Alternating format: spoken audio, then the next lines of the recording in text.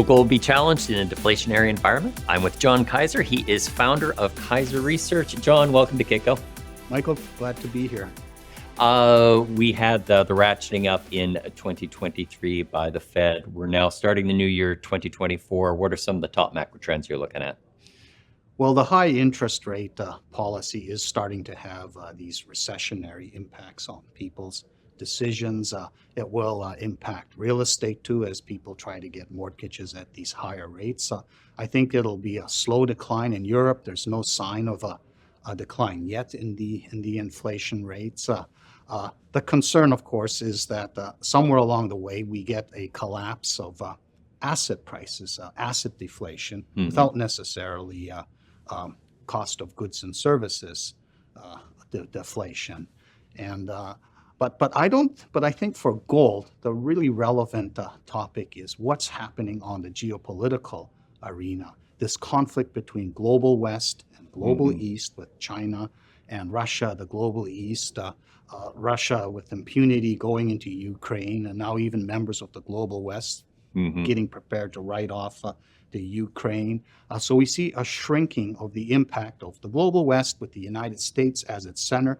We have an election coming up, which is impossible to tell which way it goes. If it goes one way, it could end up with a world where the United States is by itself, and so there is no more global West. The whole world turns into this group of competing nations, and that will accelerate the irrelevance of the U.S. dollar. So I think the case for gold now is you buy gold, not Bitcoin, but gold, as a hedge against this uncertainty about the future.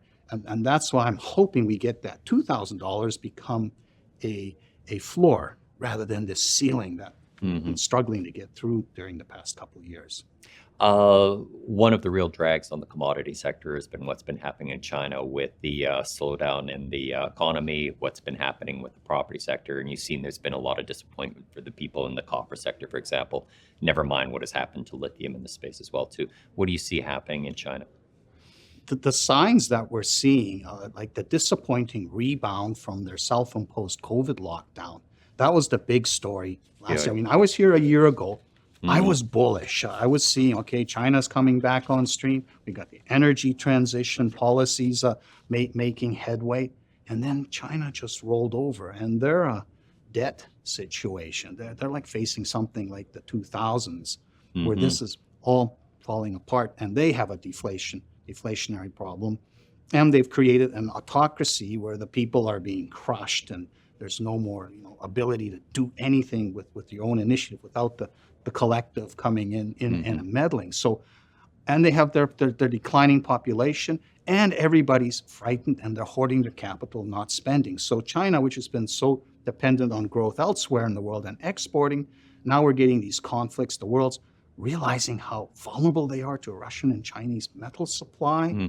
And of course, China has surplus of this stuff. It's the big processing center, so it's dumping these metals into the world, keeping the prices low while its own demand is declining. So that's why last year was a miserable year, and I think this year could be a miserable year also.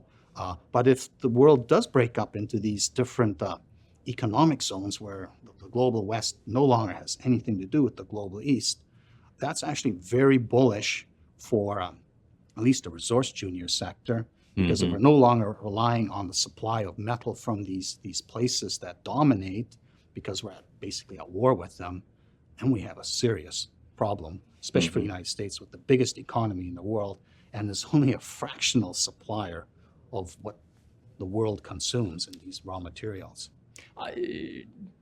Draw that out, what's going to be happening to the battery material space? I mean, you're talking previously about gold, and then you see all of the tumult that we're going to see in the geopolitical space, but obviously energy transition has been like a huge space. So how do you think that plays out for us?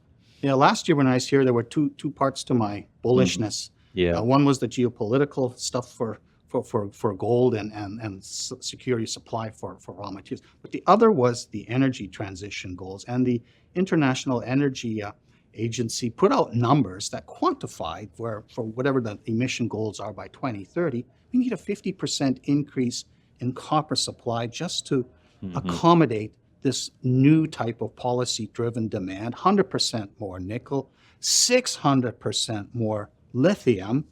And if you look forward and you look at what's being produced now, you realize, oh my God, this is like a fantastic exploration boom period. The real takeoff will be 2030. None of these deposits found today will be in production before then. So there should be a massive bull market into the, at least the lithium space, and also nickel and copper. But then we had the boom bust cycle with the lithium carbonate price. $35 a pound was ridiculous. It was a consequence of it going below $3 a pound during the lithium winter between 2018 and 20. And then when the EV stuff started to take off in 2020 and really became clear in 2021, we had the opposite happen. But then we have the remobilization of supply, and we suddenly have a slowdown in the demand growth. So now we've got the price crashed back to $6 a pound. And unlike with gold, where we're always obsessing, we need a higher real price for gold. In the case of lithium, we don't need a higher real price. We need a stable price, ideally between $5 and $10 a pound, which is what they're going to pay for, the next 10 years, and then mobilize 6 to 10 times more lithium supply over the next 6 years, which is huge for the resource juniors. But right now, they're all in a slump. We missed the entire summer season for Canada, for Quebec, because of the forest fire closures when they were all supposed to go in there. But unless you believe the EV sector is going to die, and with what Toyota announced last year with a breakthrough with a solid-state lithium battery, lithium-ion battery, which can get 1,200 kilometers on a 10-minute charge, that makes an ICE car not so interesting anymore. But that really won't roll out until 2030. So I don't think the EV sector is going away, even if we have an administration in the United States that is hostile to the energy transition goals and is trying to pump gasoline and fossil fuel type stuff. This trend is in place. It's happening. And right now it's kind of a buying opportunity to look at these battery metal companies because they've been beat up by this little cyclicity created by the optics of the battery metal prices, like nickel being pounded by Indonesian supply, which is actually subsidized by coal and by Chinese money, but it's part of their whole strategy of dominating this market. And that's also tied to the geopolitical conflict, because if you control the supply of what makes your economy tick, you have the upper hand over the other. So I think it's still very bullish for the battery metals going forward.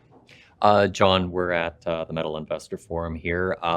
We can kind of take the temperature on the resource space by saying it looks like they had a pretty good turnout here. I see that there's activity there, but if you're talking to the individual juniors themselves, they're feeling pretty beaten up at this point right now.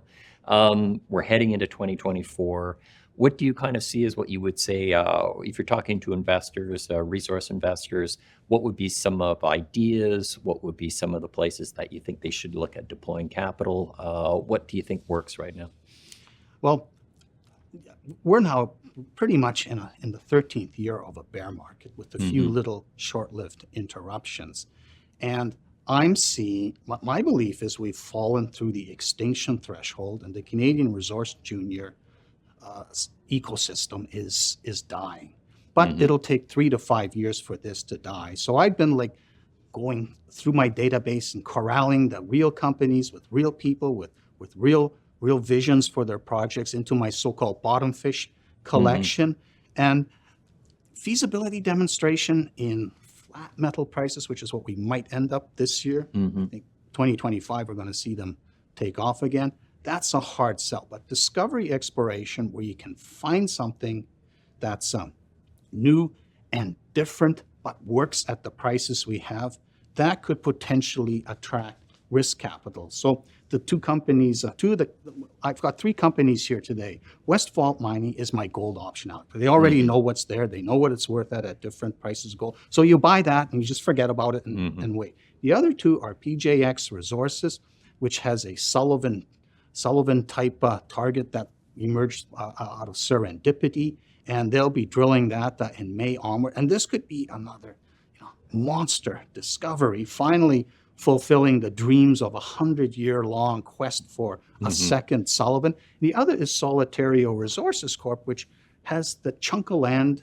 in the western part of the Black Hills where there's 15 prospect pits that they can see from LiDAR versus 150,000 on the other side, where 100 million ounces. And these guys are in there doing surface sampling and coming up, it's lighting up like a Christmas tree. And for a variety of reasons, this was overlooked by Homestake and all the prospectors who went through there in the past. And this junior is sitting on what could be the last monster near-surface gold discovery. So these are the kinds of stories I'm looking for, and there's lots out there. There's several here that I've talked to. So exploration stories, and keep in mind with computation and all the AI techniques, these younger geologists that are taking this stuff on, they're able to extend their minds in visualizing the potential and putting together story. The big change that I think needs to happen is the attitude of investors that you drill today, you have a discovery hole tomorrow. That has to go. There has to be a longer term attitude where we even drill holes to vector, to build the three-dimensional geological case as to where we should ultimately put our sniper shot.